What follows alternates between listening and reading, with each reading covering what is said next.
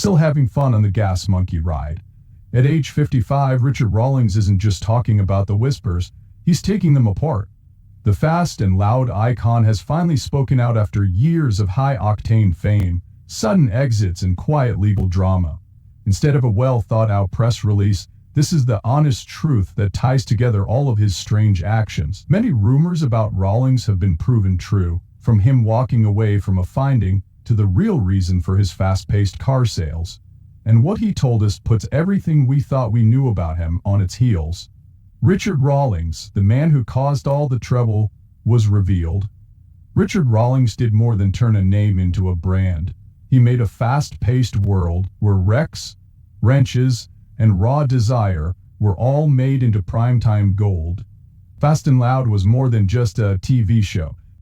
It was a movement, a roaring machine powered by drama, personality, and obvious charm. Fans didn't see the emotions rising behind the scenes, though. And when Rawlings finally spoke out in 2023, it wasn't about a job change.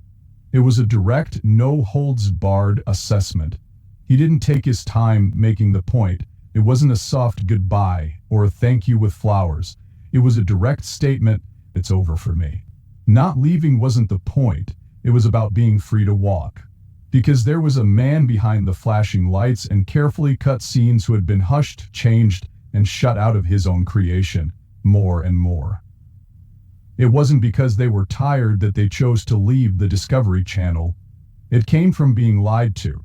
Rawlings said out loud what people in the know had been saying for years. The death of Fast and Loud wasn't normal. It was held back by choices made in the boardroom, limits on creativity, and a growing gap between the man on screen and the people who were pushing it. He was more than just a host. He made the show what it was. But over time, that soul was suffocated by contracts that made it hard for him to speak out, and directors who wanted to play it safe instead of pushing the limit. Behind the scenes, fights were destroying everything he had worked for while he smiled for the camera. He talked about bad deals and broken relationships, as well as legal battles that not only cost him a lot of money, but also almost erased the spirit he'd put into Gas Monkey Garage. Behind the fast-paced excitement of the show was a harsh reality of fights behind closed doors, clever handcuffs, and whispered betrayals that went on for longer than anyone knew. After the last season aired, Rawlings thought he'd had enough of being quiet. It wasn't a fall from glory. It was done on purpose to break down a lie. Richard wasn't running away from fame. He was tearing down the polished picture that didn't show who he really was. Fans were seeing more than just the end of a show. It was the man's second chance at life that made it famous. Even though they still had swagger, they had scars, stories, and were ready to talk without fear or limits. It wasn't for fun that Richard Rawlings was now in the spotlight. He was here to reveal, take back, and challenge. It was okay if there was some bad stuff that came with it. He was glad for the fire because it meant the truth was finally coming out. The carefully put together image was gone. There was something much more dangerous left. A man who had something to say and nothing to lose.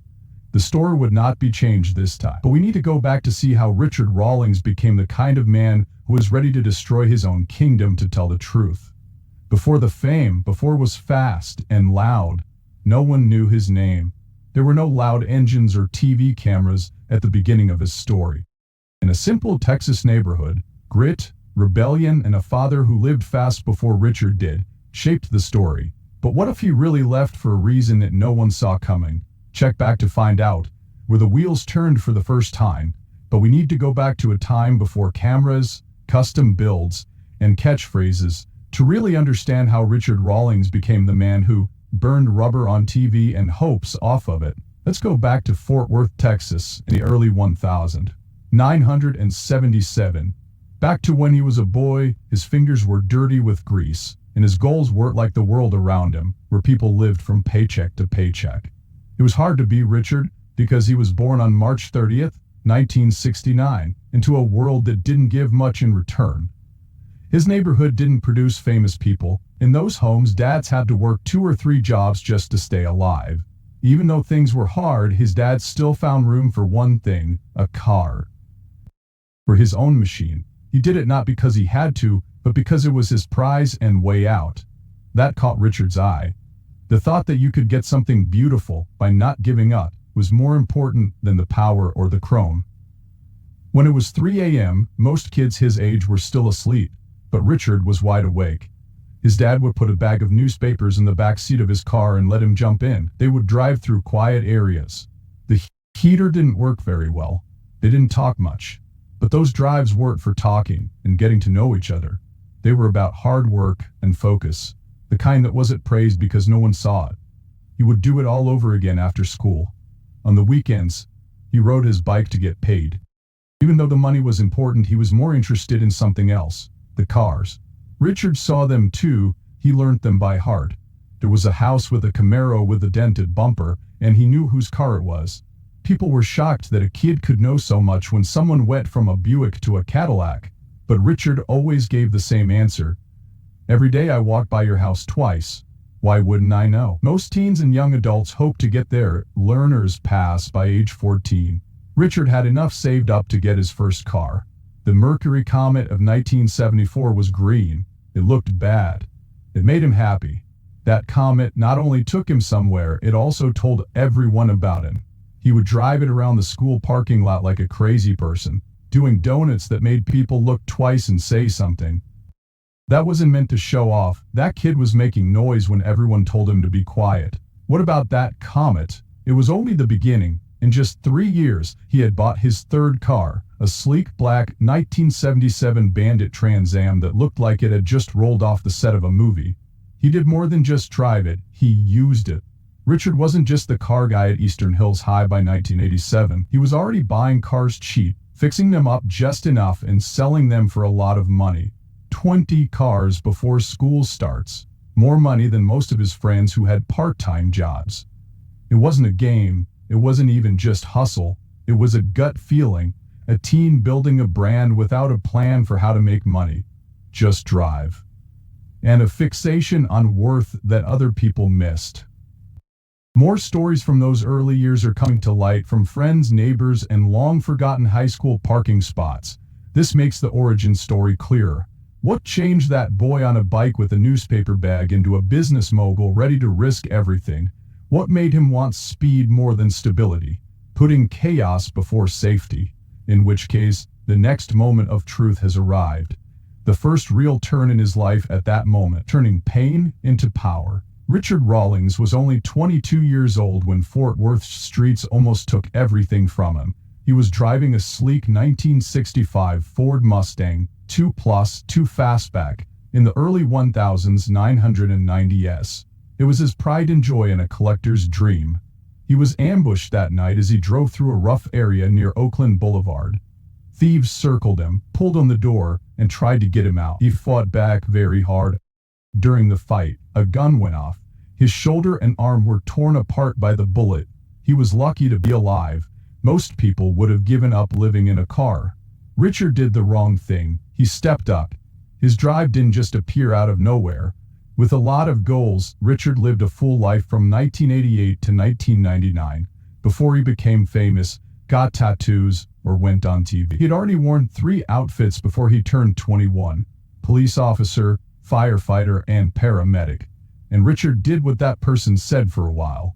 Then, in 1988, he had an unplanned meeting that changed his life. A man he thought was just another customer asked him about his plans while he was bringing Miller Lite to a nearby bar. Richard said he wanted to be a police officer but couldn't pay for the academy. He responded straight out, "Hell, I'm the mayor of that city." Richard started at the North Texas Police Academy 17 days after that. He first worked as a police officer in Alvarado and then as a fireman in Copiale. He learned how to stay calm in all kinds of situations in each job, which helped him later in the risky world of business. Still, he was bored by age 25. He got rid of everything, bought a Jeep, and drove to California to start over. After 6 months, he went back to Texas broke, with tattoos and piercings, without the Jeep, and to sleep on his sister's couch. But rock bottom didn't make him who he was. It helped him concentrate. In 1999, he started Lincoln Press in Dallas. He had never printed anything before, but he knew a lot about branding. He started from scratch and built the business with the help of a $100,000 0 cents loan. By 2004, things were going well. He loved her so much that he promised her a Lamborghini Gallardo to the $1 million 0 cents customer who bought something first. It worked. The company grew very quickly, and when he finally sold it, he had the money and the freedom to follow the dream that had always been there, making a living with cars. How Gas Monkey got from dirt to glory. It wasn't for comfort that Richard Rawlings sold his printing company, Lincoln Press. He was looking for fire. It was 2002, and he wasn't just thinking about building another shed. For him, the ideal place would be one that mixed old-school car culture with new energy, a brand that was as rough and loud as a V8 engine. He spent all of his money to open the first Gas Monkey shop in Dallas.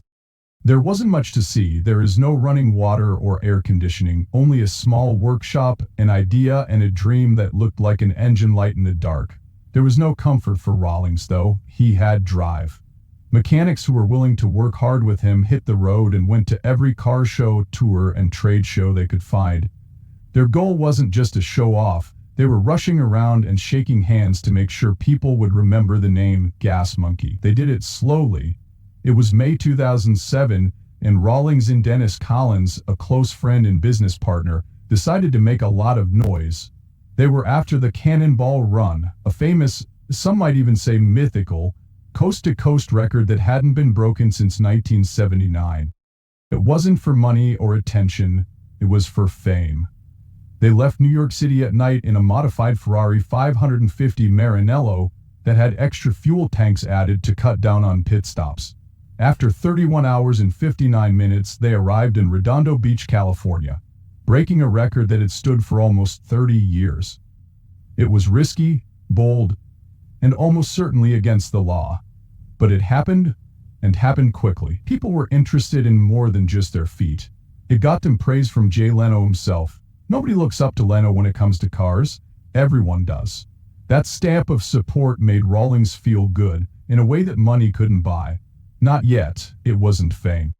But it was pretty close. The right people began to look. It was hard for the garage to stay open from 2002 to 2012, but Rawlings never quit building. Not just cars, but a plan. There were broken tools, unstable staff, and small profit margins that he had to deal with. He couldn't make mistakes.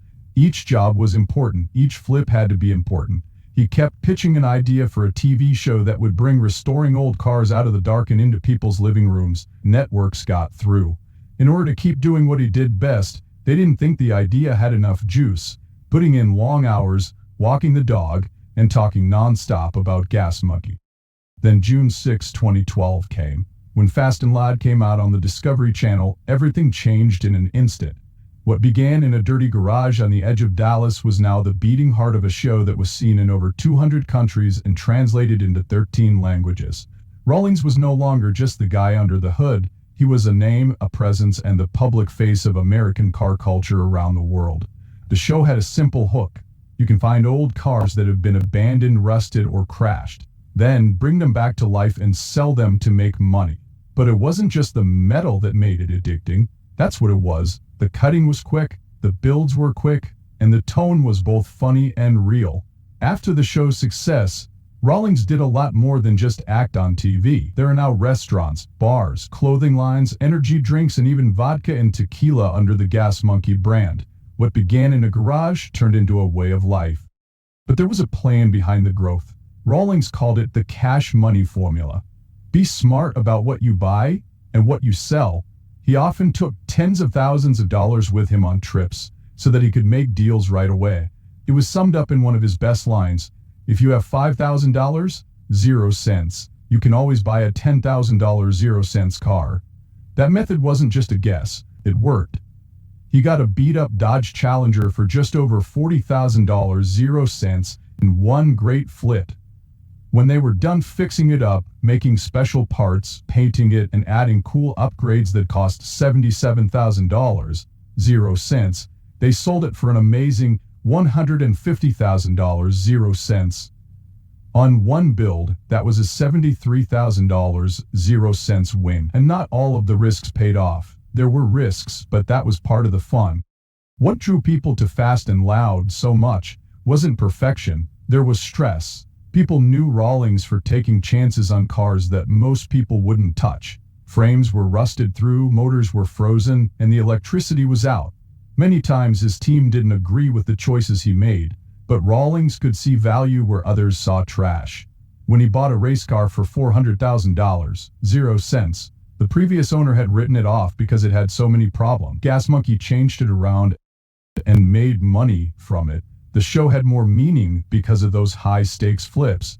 Every car had a story. Each repair was exciting, and not every story had a happy finish. Some cars took too long. Some people just barely made it. That was the point, though. It wasn't just the wind, it was about the work, the grind, and the process.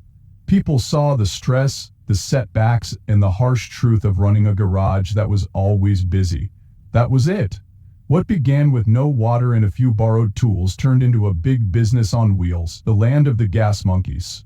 Past the garage. From the first episode of Fast and Loud in 2012 until now, people have been hooked on its unique mix of exciting builds and tight schedules. He quickly focused on digital platforms, YouTube, and other new projects, which helped Gas Monkey Garage stay alive and grow in a world that was changing quickly.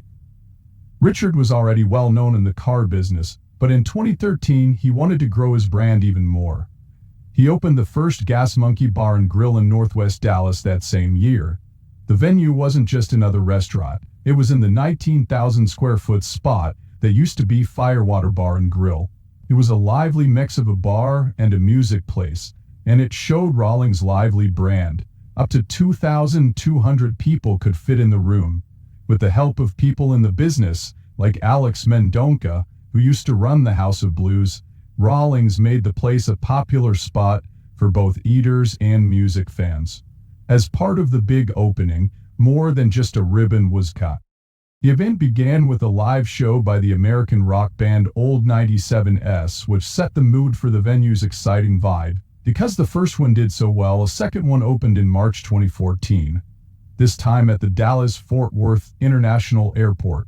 This new Gas Monkey Bar and Grill was in one of the busiest airports in the country and served tourists who wanted a quick bite, a cool drink, and a taste of Rawlings' brand. This move helped Rawlings reach a new market with a steady flow of possible customers who were always on the go. His thoughts didn't end there, though. He made it sound like they might open more sites besides Dallas because they wanted to make the Gas Monkey experience even bigger. It wasn't just drinks and food, though. In late 2014, Rawlings opened Gas Monkey Live, a huge 38,000 square foot music hall that is right next to the original bar and grill. The building was made to hold 3,000 people, which makes it one of the biggest and most exciting places to see music in Dallas.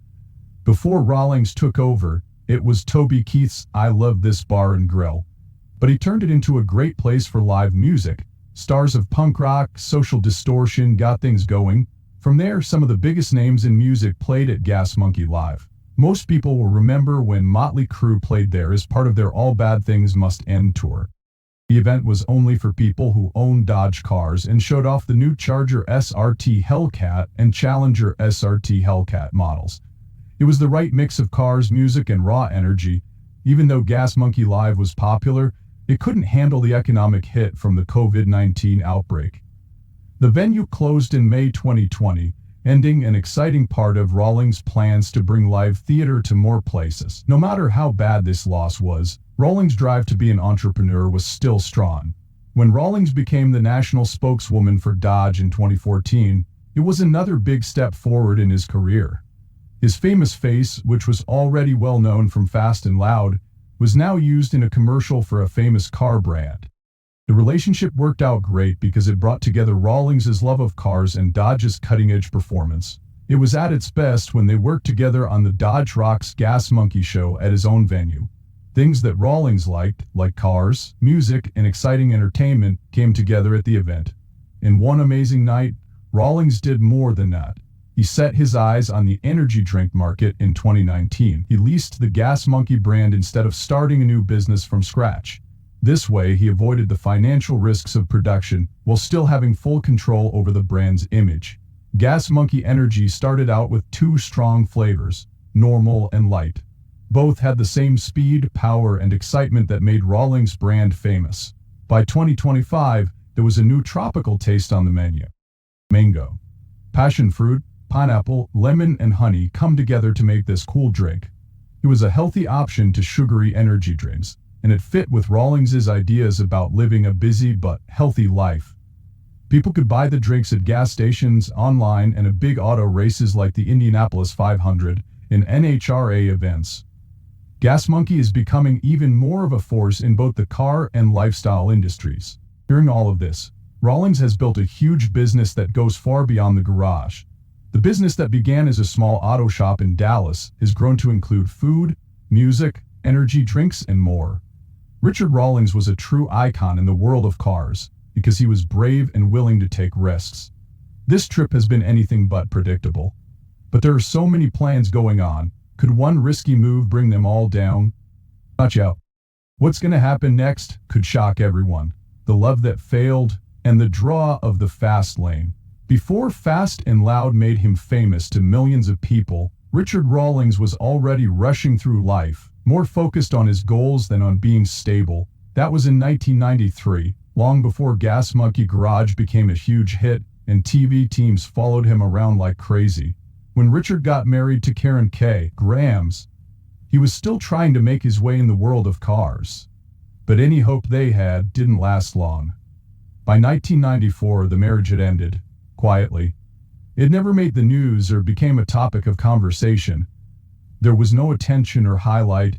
It was just a young man chasing speed and goals, while his first relationship disappeared almost as quickly as it had come into being. Getting hurt early on didn't stop him from trying again. Richard tried again with Suzanne Marie Morel in 1999 for the second time. This time the ceremony was held in Las Vegas, which was a good choice for a man who liked big stakes. Professionally, things were getting better. Gas Monkey Garage was getting busier, and Richard's dream of making a fortune in cars was slowly coming true. But personal life was hard to keep up with the work. They were tired from running a shop, chasing cars, and living on the road all the time. They tried to balance both for 10 years, but in 2009, they got a divorce. That wasn't the end of their story. 6 years after they broke up, Richard and Suzanne got back together in Cabo San Lucas, Mexico, in 2015, looking for a second chance. Having learned new things and grown up in a way that only time can give, they chose to get married again. It was a brave move, a second chance wrapped in hope. Real life caught up with them again in March 2019. In a public tweet on March 11, Rawlings announced that they were splitting up and said that the media were already interested.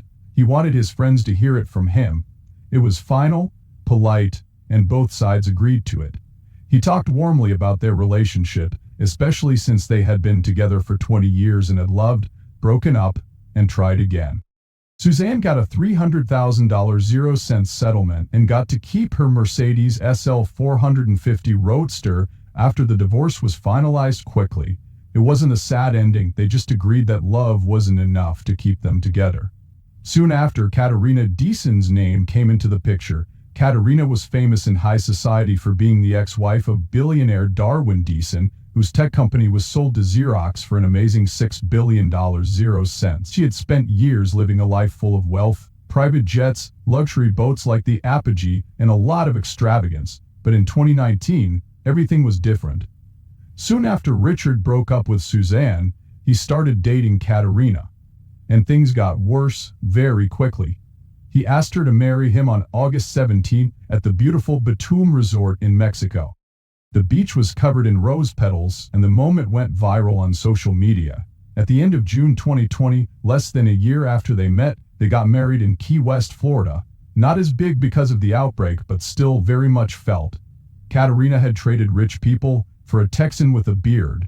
With greasy hands and engines screaming, they were getting a new kind of thrill from Rawlings. The fight between Gas Monkey and Richard Rawlings began.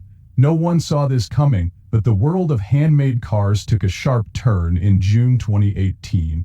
Richard Rawlings, the founder of Gas Monkey Bar and Grill, was sued for slander in the amount of $6 million 0 cents by the Bar and Grill, which is a big part of the Gas Monkey empire. Fans who had watched his fast-paced journey on Fast and Loud found it hard to connect the TV charm with the legal drama going on behind the scenes. But the truth was that the cracks had been there for a long time before the bar opened in 2013. The emails from that time said that Rawlings was unstable on the job site, comparing his behavior to that of a moody teen, and he was even kicked out of the work zone for it. Some people didn't get along with each other. There was already a power battle going on. The fires inside kept getting hotter over time. It is said that Rawlings walked into meetings without being asked, tried to change choices, and made the workplace tense. Things went wrong in 2015. A new low.